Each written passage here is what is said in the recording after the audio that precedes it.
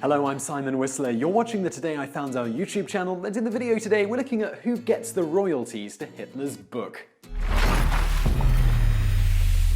Mein Kampf, the autobiographical anti-Semitic hate-manifesto written by Adolf Hitler in the 1920s, is one of the most controversial and infamous books of all time.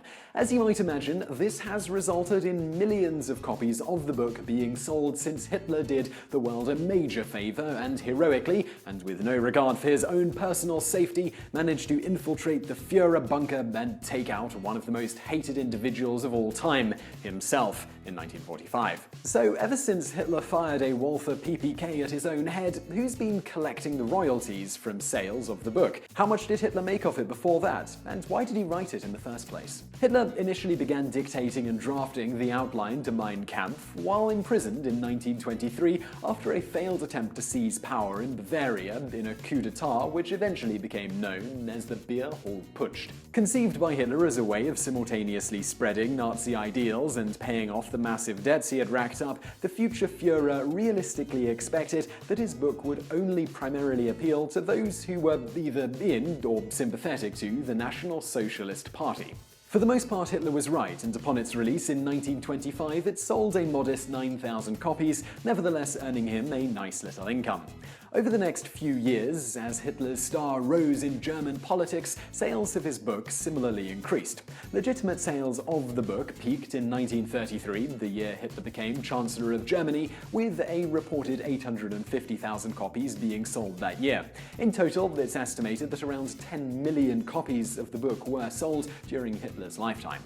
Padding these totals significantly, when Hitler became Führer, leader/guide, millions of copies of the book were purchased by the German government. These were distributed for free to German soldiers and newly married couples. In doing this, Hitler ensured that he earned royalties for every one of the free books handed out by the government by declaring that local authorities had to pay to cover the book's cost before giving them away. It's difficult to determine exactly how much Hitler earned from all of these sales, but according to the documentary Hitler's Money, the total rang in at just under 8 million Reichmarks. Equally difficult, for a variety of reasons, is converting that amount to modern-day dollars or pounds. But as an extremely rough estimate, 8 million Reichmarks in the early 1940s would be the equivalent of around $30 million at that time, or around $430 million, that's 279 million pounds today.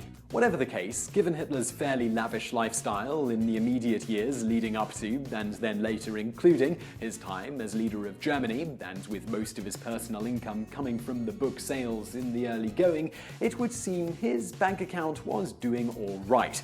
Of course, we should note that this doesn't take into account all of the money Hitler later acquired through various other means, such as licensing his image to the German government, earning him money every time they sold a stamp or other item with his face on it. Hitler also maximized his personal income by simply not bothering to pay his taxes. This created something of a problem for him initially, but he managed to string along the German tax office for years, at one point brashly claiming that he only owned one desk and 2 bookshelves, while simultaneously driving around in a brand new Mercedes. At other times, he kept the tax officials at bay by insisting that it pay off his tax bill in installments over time.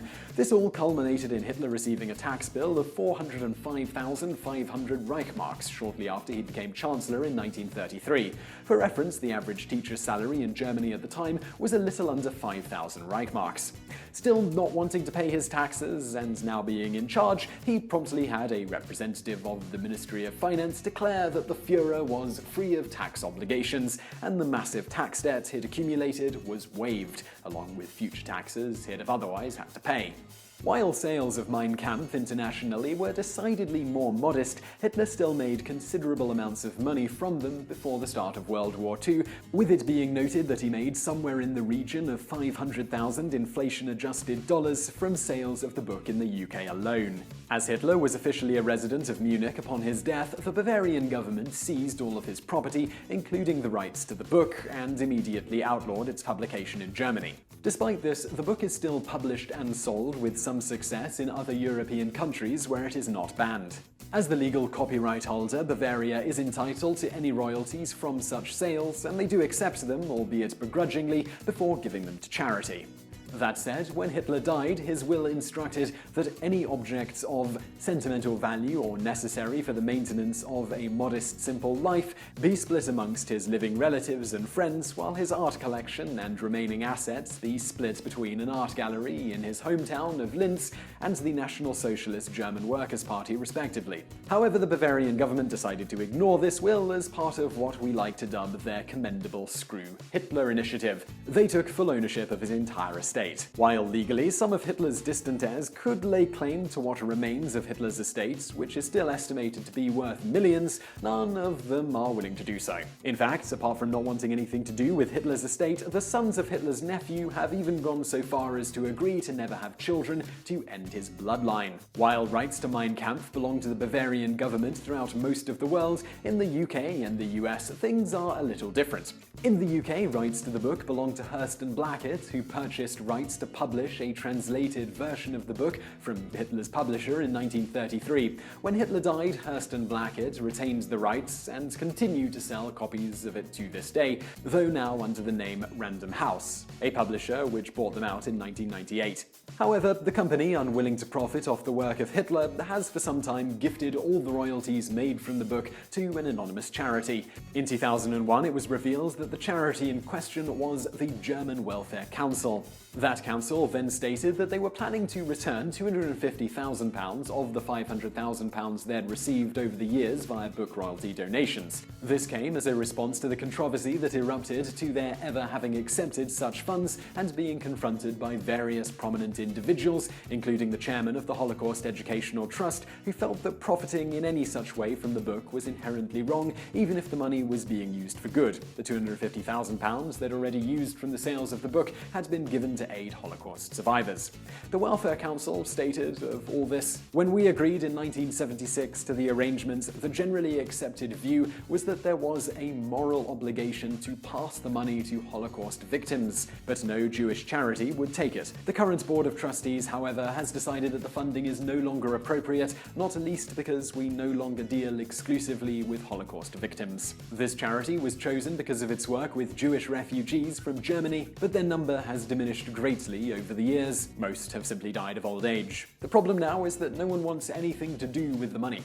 Upon learning that the Welfare Council would be returning the money, Random House decided that they would distribute the unwanted funds and any subsequent royalties to another appropriate charity. As to why the German Welfare Council had so much remaining from the donated book royalties, it was explained that we kept it in a separate bank account from other donations and used it only in emergencies. Holocaust victims who were helped by the charity may not have known about the donation, and I fear that some might have been offended.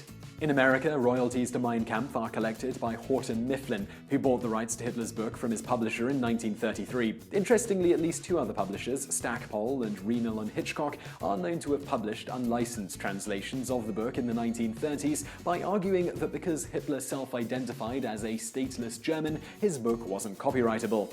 Neither of these publishers paid any royalties to Hitler. In fact, Stackpole advertised the book by explicitly stating Hitler wasn't getting anything from the sales of their version. At the start of World War II, the American government seized all profits and rights to the book within the country. The government then held the rights to Mein Kampf until 1979. During this span, they made about $139,000 in royalties, with this money placed into the War Claims Fund before being paid out to victims of the war. In 1979, Houghton Mifflin paid the US government $37,254 to quietly buy back the rights, earning them an estimated $700,000 in royalties over the next 2 decades. However, when it emerged that the company had been making hundreds of thousands of dollars from the sale of the book, they issued a statement saying that the royalties the book earned would be distributed to charities that promoted diversity and cross-cultural understanding, and a host of other things Hitler would have hated.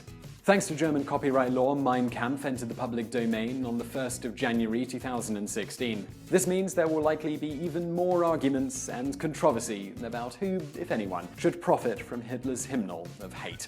So I really hope you found that video interesting. Please leave us a comment below to let us know what you think, and if you did enjoy the video, don't forget to like. And also, if you haven't subscribed to our channel yet, be sure to click that subscribe button on the screen now. It really helps out. And if you did like this video, check out a couple of our others on the right. You'll probably enjoy those as well. And thank you for watching.